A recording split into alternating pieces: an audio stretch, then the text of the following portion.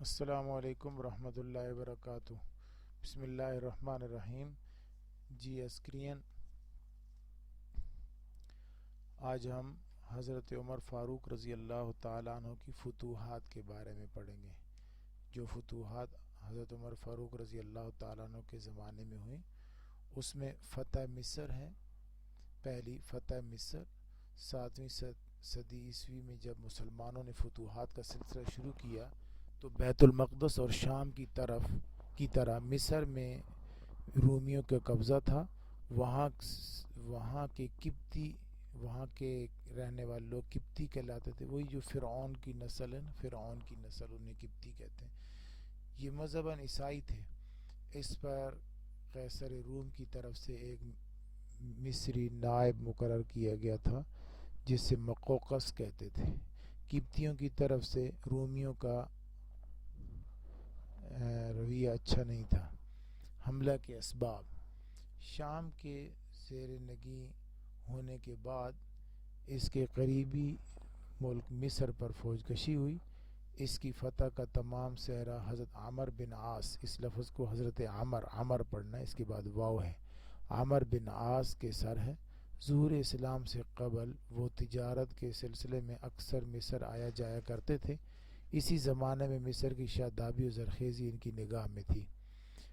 پہلا محرک تو یہ ہو گیا۔ دوسرا محرک یہ ہے کہ مصر کی قبطی حکومت قیصر روم کے ماتحت تھی اور رومیوں کا اس پر پورا اثر تھا۔ وہ نہایت آسانی کے ساتھ قبطیوں کے ذریعے شام میں شورش بپا کروا سکتے تھے، اس لیے شام کی حفاظت کے لیے مصر پر قبضہ کرنا ضروری ہو گیا تھا۔ چنانچہ شام کی فتح کے بعد حضرت عمر بن عاص رضی اللہ تعالیٰ عنہ نے حضرت عمر فاروق رضی اللہ تعالیٰ عنہ سے مصر پر فوج کشی کی اجازت مانگی۔ آپ نے احتیاط کے نقطہ خیال سے انکار کر دیا، لیکن حضرت عمر بن عاص کے بہم اصرار پر رضامند ہو گئے اور 4000 فوجیوں کو ان کے ساتھ روانہ کر دیا۔ تیسری وجہ مصر پر حملہ کرنے کی یہ بنی کہ رومی سردار اتروبون فلسطین سے بھاگ کر مصر چلا گیا تھا اور وہاں اپنی طاقت بڑھا رہا تھا۔ چوتھی وجہ یہ ہو گئی کہ قیصر روم مصر کی راہ سے شام پر حملہ کی تیاریاں کر رہا تھا۔ پانچویں وجہ یہ ہے کہ مصر پر رومیوں کا قبضہ تھا، انہوں نے اہل مصر کو غلامی کی شکنجے میں جکڑ رکھا تھا۔ مصر کو رومیوں سے چھین لینے کا خود وہاں کے باشندوں کو یہ فائدہ پہنچا کہ ظالم حکمرانوں سے نجات پا جاتے۔ یہ بات پوشیدہ نہ تھی کہ مصر والے رومیوں کو ناپسند کرتے تھے، اور اسلامی حکومت کی صورت میں ان سے جو توقع تھی کہ مصر والے رومیوں کو ناپسند کرتے تھے، اسلامی حملہ کی صورت میں ان سے یہ توقع تھی کہ مسلمانوں کا ساتھ دیں گے۔ چنانچہ بعد کے حالات نے فاتح مصر عمر بن عاص رضی اللہ تعالیٰ عنہ کے اس اندازے کو صحیح ثابت کر دیا کہ اہل مصر نے واقعی جو ہے وہ مسلمانوں کا ساتھ دیا اور بہت جلدی مسلمانوں نے مصر کو فتح کر لیا۔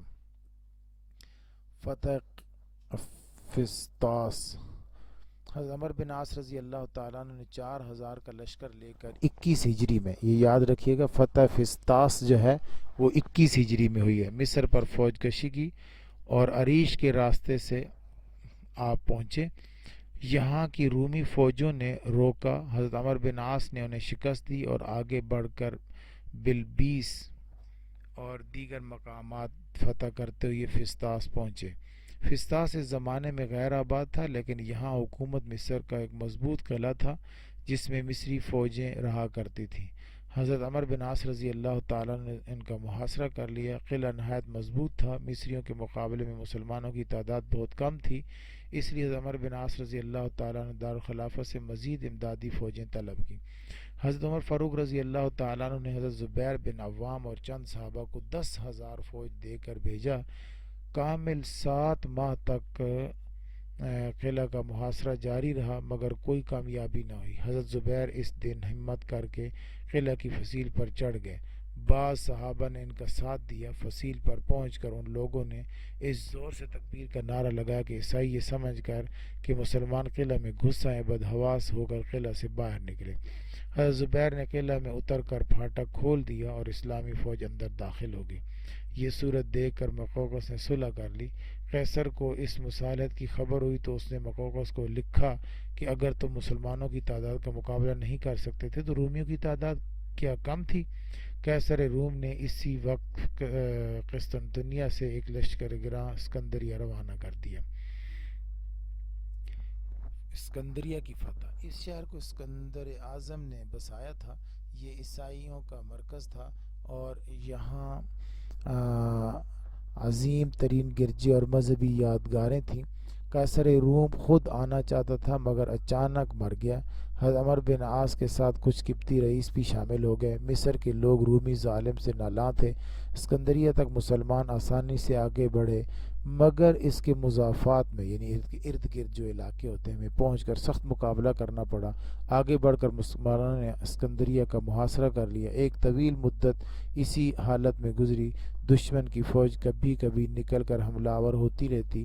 محاصرے کی طوالت سے حضرت عمر کو بڑی تشویش ہوئی۔ انہوں نے حضرت عمر بن عاص کو خط لکھا، معلوم ہوتا ہے مصر کی قیام سے تم لوگ عیسائیوں کی طرح عیش و عشرت میں پڑ گئے ہو، ورنہ فتح میں اتنی دیر تو نہیں ہونی چاہیے۔ میرا یہ خط پہنچتے ہی متفقہ حملہ کرو۔ اس خط کے آنے پر حضرت عمر بن عاص نے فوج کے سامنے جہاد کے فضائل بیان کیے۔ عبادہ بن صامت کو سپہ سالار بنا کر جمعہ کے روز قلعہ پر اس زور سے حملہ کیا کہ اسکندریہ فتح ہو گیا۔ حضرت عمر بن عاص نے حضرت عمر کو فتح کی اطلاع بھجوا دی۔ اسکندریہ مصر کی کنجی تھی، یہیں سے مصر میں داخل ہونا تھا۔ باقی مصر پر آسانی سے قبضہ ہو گیا۔ رومی سامراج کا جنازہ وادی نیل سے نکل گیا۔ فتح طرابلس۔ تسخیر مصر کے بعد حضرت عمر بن عاص نے مغرب کی طرف پیش قدمی کرتے ہوئے طرابلس کے مشہور شہر برقہ پر قبضہ کر لیا اور پھر وہاں سے طرابلس کے مشہور قلعے کو فتح کر لیا۔ مسلمانوں کی فتوحات کے اسباب۔ حضرت عمر فاروق رضی اللہ تعالیٰ عنہ کے عہد خلافت میں مسلمانوں کو ایران روم کی سلطنتوں کے خلاف بڑی شاندار فتوحات حاصل ہوئی۔ ان فتوحات کے اسباب، یہ کوشچن بھی آ سکتا ہے الگ سے کہ ان فتوحات کے اسباب کیا ہیں۔ تیز رفتاری واقعی حیرت میں ڈال دیتی ہے۔ عرب کے بے سر و سامان لوگوں کا اس قدر قلیل مدت میں روم اور ایران کی سلطنت کو تہ و بالا کر دینا کوئی معمولی بات نہ تھی۔ یورپین مورخین نے مسلمانوں کی فتح کا صرف یہ سبب بیان کیا کہ یہ دونوں سلطنتیں اندرونی جھگڑوں کے باعث بہت کمزور ہو چکی تھیں، اس لیے مسلمانوں نے کو فتح کر لیا۔ وہ تو ان کی طرف سے نا، مگر حقیقت یہ ہے کہ دونوں سلطنت مسلمانوں کے مقابلے میں کئی گنا زیادہ طاقتور تھیں۔ ایرانی اور رومی جس طرح میدان جنگ میں اپنی مسلح اور تربیت یافتہ ٹڈی دل بہت بڑی فوجوں کو مسلمانوں کے مقابلے میں لائے، اس سے ان کی طاقت کا بخوبی اندازہ ہو سکتا ہے، کمزور نہیں تھے۔ یہاں ان سلطنتوں کے لیے صرف ایک مارکہ میں 2 یا 2.5 لاکھ فوج لانا کچھ مشکل نہ تھا۔ وہاں مسلمان کسی مارکے میں 30 یا 40 ہزار سے زیادہ نہیں آتے تھے، اس لیے اور ان کے لیے سامان جنگ اور رسد کا معقول بندوبست بھی نہیں تھا۔ دراصل مسلمان اس پر مادی اسباب سے نہیں بلکہ روحانی اور اخلاقی قوت کی بنا پر بالادستی رکھتے تھے۔ مسلمانوں کی فتح کے اسباب درج ذیل ہیں: جذبہ ایمانی اور شوق جہاد، بلند اخلاق، اتحاد اور تنظیم، دوسری قوموں سے حسن سلوک، اچھے سپہ سالار، حضرت عمر کی شخصیت، یہ اسباب تھے مسلمانوں کی فتوحات کے، ان کو یاد کر لیجئے گا۔ حضرت عمر فاروق رضی اللہ تعالیٰ عنہ کی شہادت کا واقعہ بھی اسی میں ہم دیکھ لیتے ہیں۔ حضرت عمر فاروق کو خواب آیا کہ ایک جمعہ کے خطبے میں میں نے خواب میں دیکھا کہ ایک مرغ نے میرے بدن پر 3 چونچیں ماری ہیں، معلوم ہوتا ہے میرا وقت قریب آ گیا ہے۔ اس خطبہ کے روز کے بعد ایک فارسی غلام فیروز نے کے ہاتھوں آپ کی ابو لولو فیروز، اس کا نام تھا ابو لولو فیروز، آپ کے خواب کی تعبیر ظہور میں آئی۔ فارسی غلام فیروز کا تعارف۔ فارسی غلام فیروز حضرت مغیرہ بن شعبہ کا غلام تھا۔ اس کے کنیت ابو لولو تھی۔ مذہباً مجوسی یا عیسائی تھا۔ نہاون کا رہنے والا تھا، رومیوں کے پاس اسیر ہو کر گیا تھا، وہاں سے مسلمانوں کے ہاتھ آیا۔ حضرت عمر کسی اجمی کو مدینہ میں رہنے کا حکم نہیں دیتے تھے، لیکن اس شخص کو اس کی کاریگری کی وجہ سے رہنے دیا۔ فیروز کا دل حضرت عمر کے خلاف کینہ سے لبریز تھا۔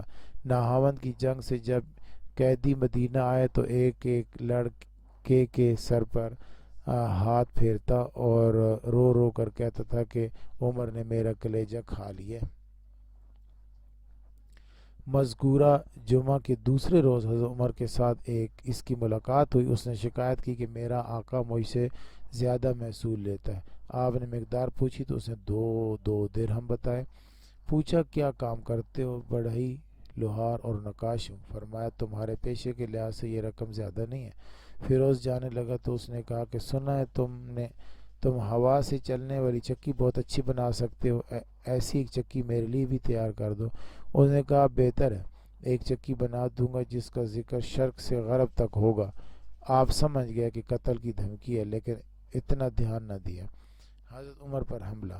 حضرت عمر فاروق رضی اللہ تعالی عنہ 4 دن بعد نماز فجر کی امامت کے لیے کھڑے ہوئے تو اچانک فیروز نے پیچھے سے نکل کر آپ پر خنجر جو زہر آلود تھا سے پے در پے وار کیے۔ ایک زیر ناف لگا۔ آپ نے کہا عبدالرحمن بن عوف نماز پڑھائیں اور خود خون میں لوٹنے لگے۔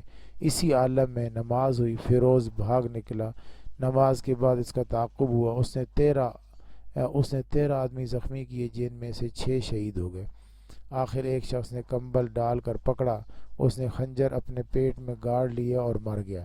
حضرت عمر نے پوچھا میرا قاتل کون تھا؟ بیٹے نے بتایا کہ فیروز تھا۔ فرمایا الحمدللہ، میرا قاتل ایسا شخص نہیں ہے جس نے خدا کو ایک سجدہ بھی نہ کیا، ایسا شخص ہے جس نے خدا کو ایک سجدہ بھی نہیں کیا، یعنی کوئی مسلمان نے مجھے قتل نہیں کیا بلکہ جو ہے وہ غیر مسلم نے۔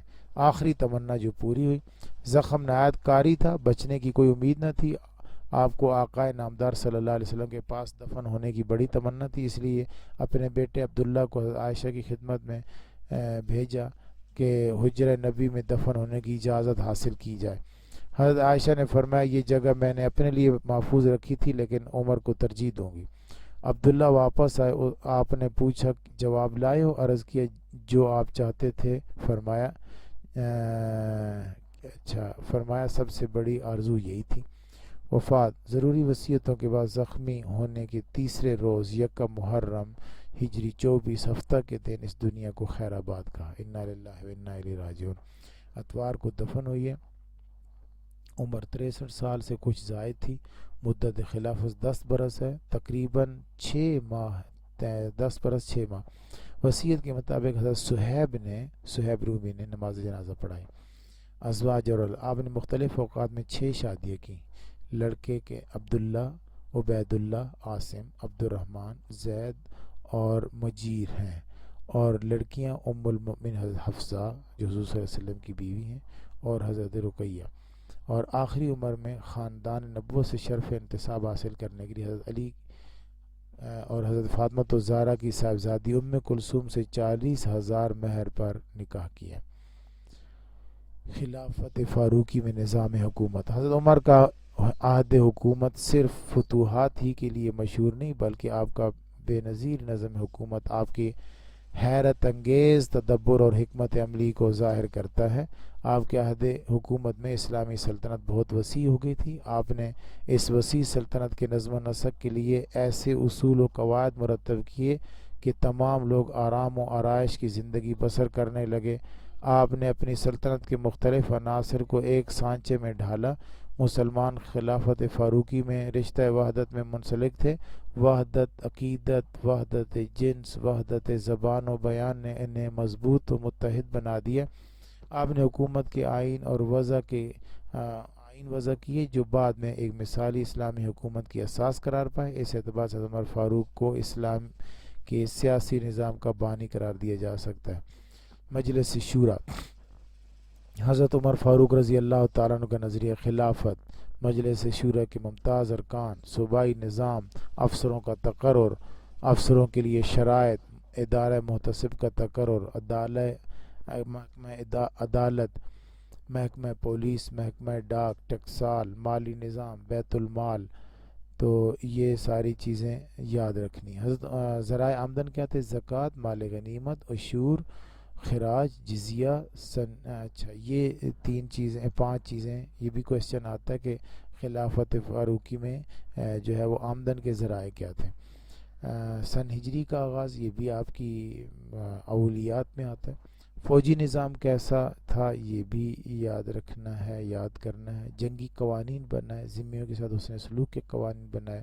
مفتوحہ اقوام سے معاہدے کیے، ذمے کی قتل کا بدلہ قصاص ٹھہرایا ہے. جزیہ بتایا، جزیہ کے اصول میں نرمی بتائی، جن لوگوں سے جزیہ نہیں لیا جاتا تھا وہ بتائے. ذمیوں کے بارے میں وصیت فرمائی. تو یہ چیزیں آپ نے دیکھنی ہیں. انشاءاللہ حاضر ہوتے ہیں ایک نئے لیکچر کے ساتھ. اللہ حافظ.